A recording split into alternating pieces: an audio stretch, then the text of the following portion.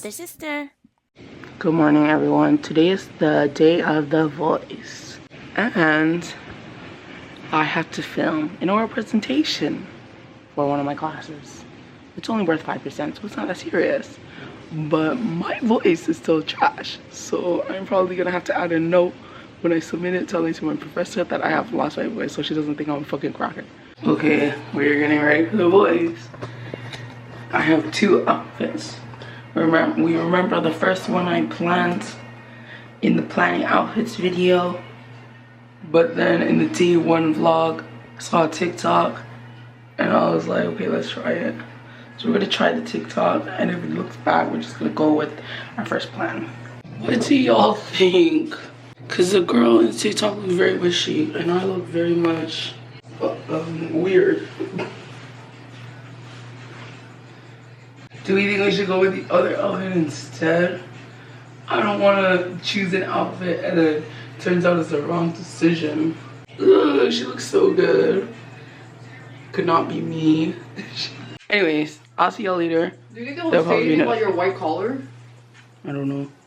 Because The Voice has a no white shirt policy and I don't know how much that extends to, I'm just gonna wear my other outfit.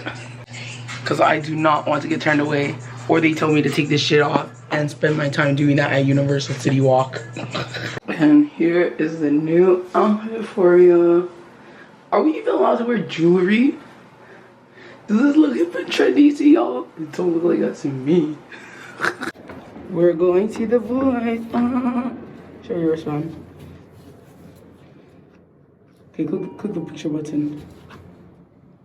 Okay. Good day, everyone. Future Tina here. Literally every clip you saw previously were the only clips that were filmed on that day. So I thought that I could break down, the behind the scenes scoop of my experience on The Voice as an audience member. So what we're gonna do is now first of all, let me just say, during the application process there was an NDA that we were supposed to sign, but they said they weren't actually gonna collect the NDA, so I don't even know if I'm saying this, but I didn't give them anything signed unless me accepting to go was me signing the NDA. But anyways, The Voice, if you're watching this and you're like, this is not allowed, do not SUE me, please. I'm a broke college student. Just tell me to cut out stuff with the video, take down the video, whatever, and I will. Anyways, so what we're gonna do is talk about the process of applying to be an audience member of The Voice, and also watch the episode and kind of not react, but like tell you guys, oh, this is what happened, this is what I saw, this is what actually happened. But let me tell you, we were on TV as an audience member. Let me show you the pictures in case you just want to see that and don't actually want to hear the story. Here is the clearest screenshot of me in the audience I can find, y'all. Do you see me? I am literally 2 pixels in the background. Let me give you a close-up. Maybe you can see me then. Do you see me? Maybe I should circle. Yup. That was my TV debut. Let's just get into it. Oh my god, I feel like I'm on like ET News giving the behind the scenes story. Anyways, mind you, this was over a month ago, maybe a month and 2 days ago. It's literally January 7th right now, and I went on November 30th. So I may be forgetting some details. I don't know. Anyways, let's get into it. We all know I talked about in my planning video that when I was going on this LA trip, I wanted to be audience members of like TV shows, like interview shows, because that's where a lot of them are in LA, especially The Voice.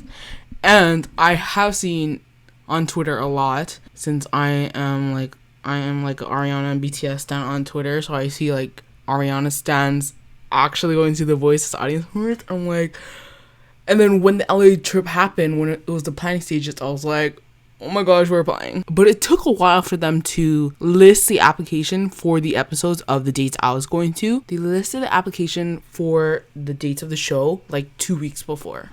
So anyways, that was easy. I mean, you can like Google free tickets to blank TV show, like the Ellen Show or something, and pray to God that you get the legit website. But anyways, The Voice was doing it through One Iota, which is what you saw previously, me wearing the wristband to that website. And it has like The Voice there, has like Jimmy Kimmel there, has James Corden there. And we applied to all three of those. We got into The Voice. I applied twice to The Voice. One for the performing day, one for eliminations day. I got into eliminations. We applied to Jimmy Kimmel, applied to James Corden as well. My sister got the Jimmy Kimmel tickets, but it was the same day as The Voice, so we didn't go. And then the day after, I got the Jimmy Kimmel tickets, but I didn't check my emails. So, cause here's the thing. I think there's priority, people who win priority tickets and people that win general. So priority, they notify you like days before. But general, they notify you like 8 a.m. in the morning of the day of. So I didn't fucking check my emails. Like, it was literally not checked. Anyways, so for The Voice, like all the other shows, you have to answer a prompt and send that prompt in. So let me read you the prompt that I wrote for The Voice. I wrote this for both days. We're just gonna do this fast. Because you know what? When I was applying to this thing, I was like, I am so overthinking of stuff to write, especially to Jimmy Kimmel and James Corden. So I was like searching up, like, what did past winners say? And literally nothing was online. So I'm like, might as well be the person to give you an example. So here is my winning answer to The Voice. We're gonna read this fast. It is almost 500 words. Watching The Voice on weekday nights on TV has always been a family tradition with my dad, my sister, and myself. We have been watching The Voice together ever since the iconic judge lineup with Adam, Blake, Christina, and CeeLo Green. It was a show that my family and I would always watch on the couch after dinner following school and work. We enjoyed listening to the talents and debating on which judge would turn during the auditions and which contestants would win during the knockouts and battle rounds. Some of our favorite former contestants include Jordan Smith and the late Christina Grimmie, who I've watched on YouTube growing up and was in such shock when I saw her audition on The Voice. Sorry for my grammar, y'all. This is not an essay. Not that I even proofread my essays, but The Voice has also a show that I have found so much respect for compared to all the other talent competition shows. The aspect where the judges have their chairs turned around so they can't see the contestants at first was something I appreciated because it allowed the judges to make their decision to turn based on the contestants' talents without any biases or prejudice. run on sentences. Now that my sister and I have grown up and become adults, we have become busy with our lives, and naturally, the continued tradition of watching the show 2 nights a week had started to fade. Let me tell you, it's not just The Voice. Literally growing up, we would watch any talent competition shows. It had gotten to a point where it would be inconsistent watching due to work priorities. However, the new season of The Voice, which is the current season, had brought a reconnection between this tradition and my family, which are all thanks to Ariana. I mean, first episode, yeah, we did all watch, but then after, we stopped. Ariana is someone who my family loves and a person that I've idolized my whole life since seeing her on Victorious. With the beginning of the pandemic, it was super unfortunate that a lot of things slowed down in the music industry and that Ariana couldn't have a tour for her recent album positions. So I was super excited when I heard that Ariana was going to be a judge on The Voice because I had been deprived of Ariana content. It was so amazing to watch her this season and see her in her element, especially because she's practically a veteran in the industry, and it was so nice for my whole family to see her teach and mentor upcoming artists on The Voice. My family's from Toronto, Canada, and my sister and I have already booked our flight tickets to LA on November 26th. The two of us are taking a nice vacay from work and seeing a BTS concert, but they don't need to know. And are going to have our very first girls trip to a city that I have looked up to as a city full of creativity and music. It would be such an honor and extra special to have an opportunity to see The Voice live in action, especially since we have grown up watching it in our home to Canada. Smiley face. That was a submission. It's not that I don't believe the stuff that I said, but it's not that I feel so passionately about it. Because, you know, you have to buff these things up, right? You gotta make it creative, you gotta make it spazzy. Now let's get on to the winning process. So we won, they emailed me, I got the notification, I was shocked. And then we submitted our vaccines in. I was a little worried because they asked for vaccine passports and we don't have those in Canada. So I just sent my receipts, no big deal, they approved it. And then they send the instructions. And the instructions, what I can remember off the top of my head was just how to get there and what would happen when we get there. And also how to dress. So we couldn't have logos, we couldn't have pictures or anything. And disappointment because I was like, oh my gosh, I'm going to wear my Ariana merch, but we couldn't do that anyways. You couldn't wear white shirts, you couldn't wear semi-white shirts, so I just wore nothing with the color. I just wore nothing with white on it to be safe. There's a bunch of other instructions there, but it's like, what's the point of me telling you? We also could not bring any phones or cameras, but we could have bags on us. So if we did have to bring our phones, we could put it in the Universal lockers on the Universal City Walk. And thank God, because 2 days previously to The Voice Day, my sister and I went to Universal. So Universal Studios Hollywood. So I saw the lockers there at Universal Studios Hollywood, so I already knew where it was, so I wouldn't be stressing on the day of The Voice trying to find where the lockers are. It wasn't that far. It was like beside Hot Topic. Let's talk the day of. So we arrived there. I don't remember off the top of my head, and I'm not going to pull up any files, but filming starts at 5 LA time, and they want us there by 2, I think, and then by 3 everybody should already be at the destination. I don't remember, but you could have just. So we arrived there like 1 or 12. We go in, we go to the parking lot we're supposed to go to, we check in, we get our wristbands, and then we have to take our COVID test, rapid COVID test. So we go to that section. They give us our Q-tip things, circle your nose, put it in the machine, wait 30 minutes. So during the 30 minutes, my sister and I went to the lockers and put in our phones and stuff. So we go back, our COVID tests were negative. So then when we were negative, they gave us another wristband, which was the red one. And then we go to security lineup. We line up security. They check our bags. We go through the metal detector. Is it a metal detector? Because I feel like it also checks other stuff. Anyways, we go to that. We go through that. They put us on like these shuttle buses, and they drive down the street through like the studios of Universal, and they drop us off by grass with a bunch of chairs. So we sit there, and I'm thinking, oh my god, I'm on a movie set right now, because we're sitting in like that booth thing that like directors would sit in. They let us eat some snacks and water and go to the bathroom while we're waiting for the rest of the shuttle buses to come. There were like 3 shuttle buses total, and then everybody's arrived, and it's time for us to move to the stage, the Voice stage. So we all line up. We bump into these armies as well, because I have my Koya keychain on my fanny pack, and they show me their army nails. And these 2 armies, I literally saw them. Okay, I saw these 2 armies on The Voice, because they're also like, because there was no BTS concert days, and they're like, what else are we gonna do? So they had The Voice. I saw them on The Voice, and then literally we go to the BTS concert like 2 days later, the last of day 4 of the BTS concert, and they're literally sitting near us. They were literally maybe 1 row down, but I actually genuinely think they're in the same row as us, but like a few seats down. They're literally sitting there as well. I only saw them because they were giving out the Moon for Jin covers to some people that didn't have them, and they were literally sitting there. I was so fucking shocked. And then the day after, I went to Jingle Ball, and they were there as well. I literally ran into them near the merch truck. I was so shocked. But anyways, oh, and during The Voice too, they sat behind us. Anyways, back to story. We line up, we go into the stage, we're walking like I don't know how to explain it to you, but it's like behind the stage. Like we're walking where there's like all these like pipes and stuff that's holding up, where people walk. I don't know.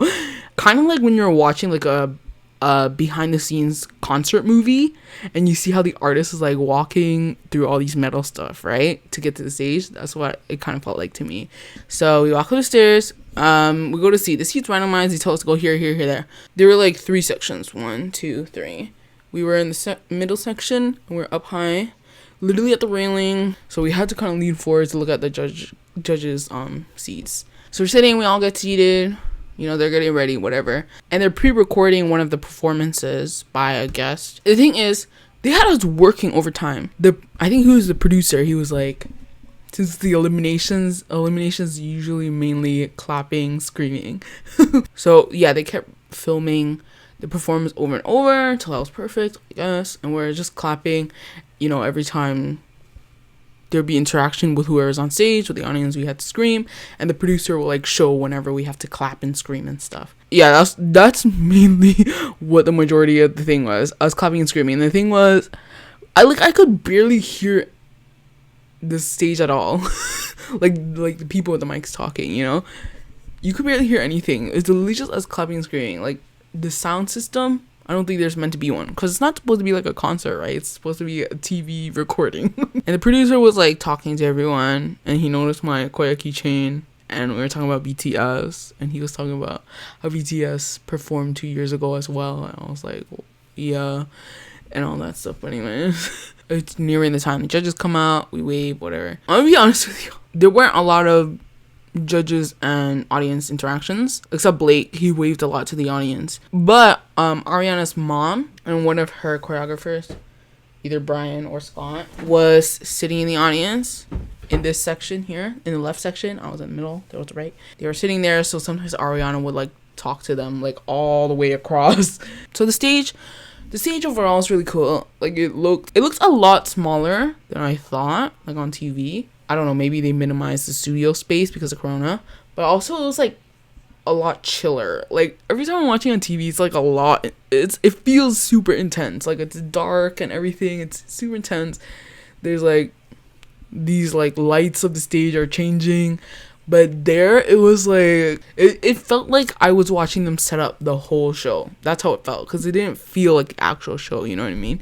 Especially because I couldn't even hear anything. Like it sounded like they were talking from a distance. They even also had like a TV like somewhere near the top to show the actual show while it was happening, and it looked like so intense there. I look out here and it's like, are we even looking at the same thing? But anyways, so the show gets started. Let's watch the show. Let's talk about it.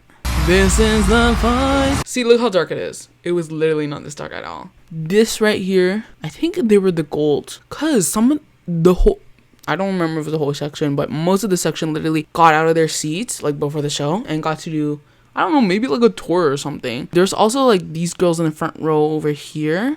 They got to take a picture with Ariana's chair, and they had their phones too. So I was like, what is going on? Because how could they bring their phones in, and how were they taking pictures with the chair? And there was a camera right here, recording every time like an artist would pass, like make it through the next round.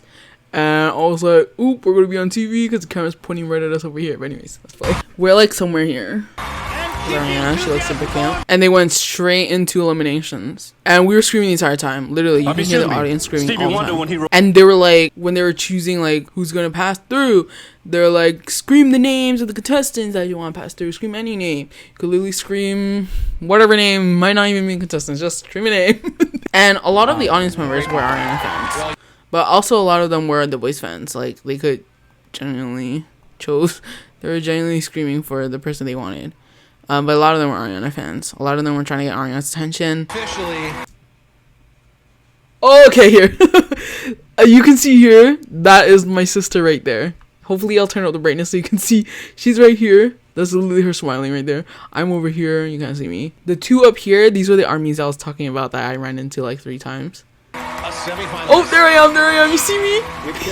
I'm not even watching them. Like, I'm looking at the stage. There we are. Look, you see us?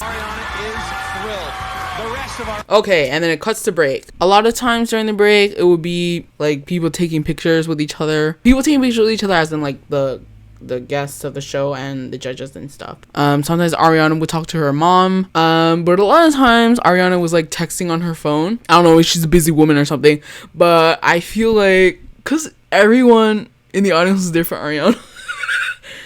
That's what I feel like, and especially because a lot of people were shouting for Ariana, right? And everyone's like kind of just staring at her during the break, so she probably felt awkward.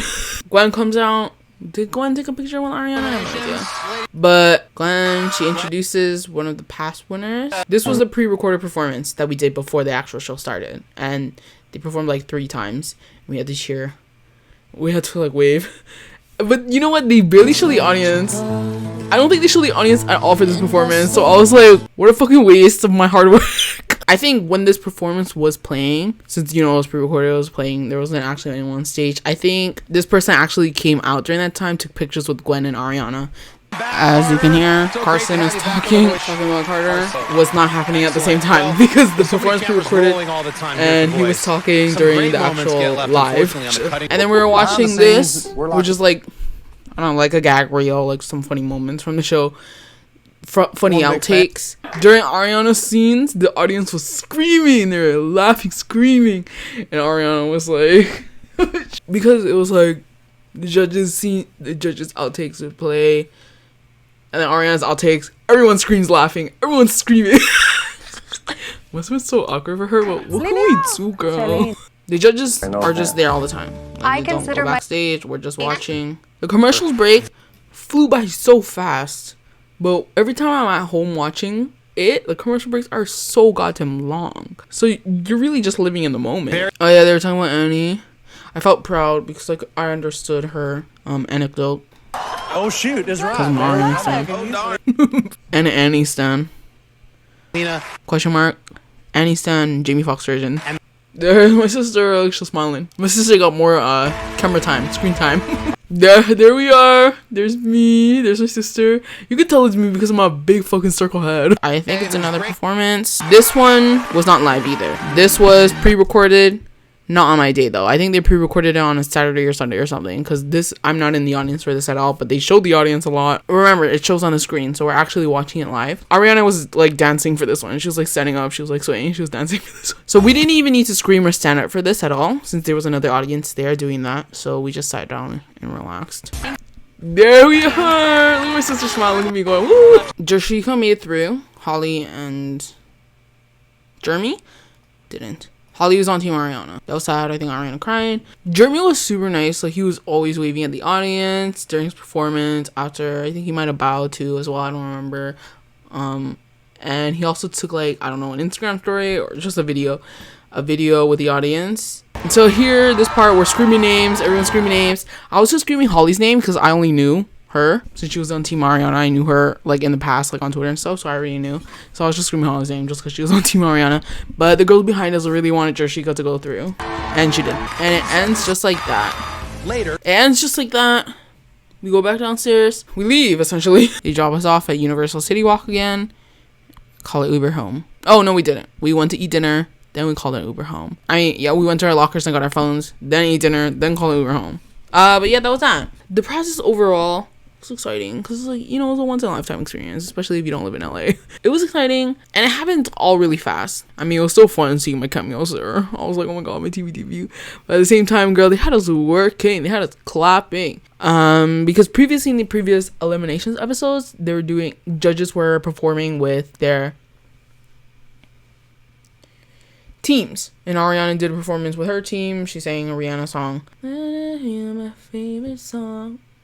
4 or 5 seconds. 4 or 5 seconds. That's what they sang. I was like, what if they do that for the eliminations? Either way, I applied for 2.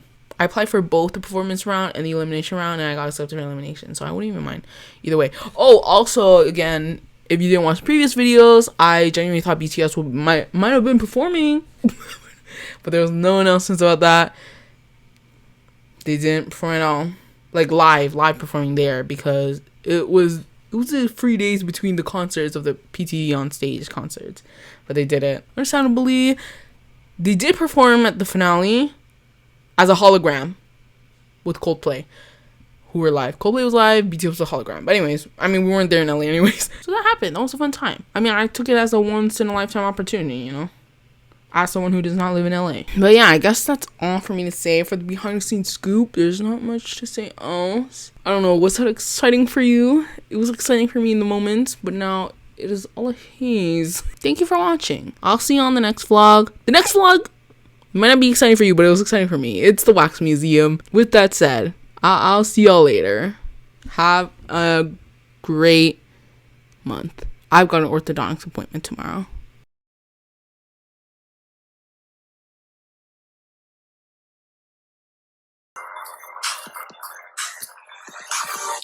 This is more than a crash, more than like more than a lie. Baby, I'ma make you mine, and I ain't giving up. This is more than a crash, more than like more than a lie. Baby, I'ma make you mine, and I ain't giving up. Don't run away, don't run away from the truth, 'cause I'm not giving up on you. Don't run away, don't run away from the truth, 'cause I'm not giving up on you.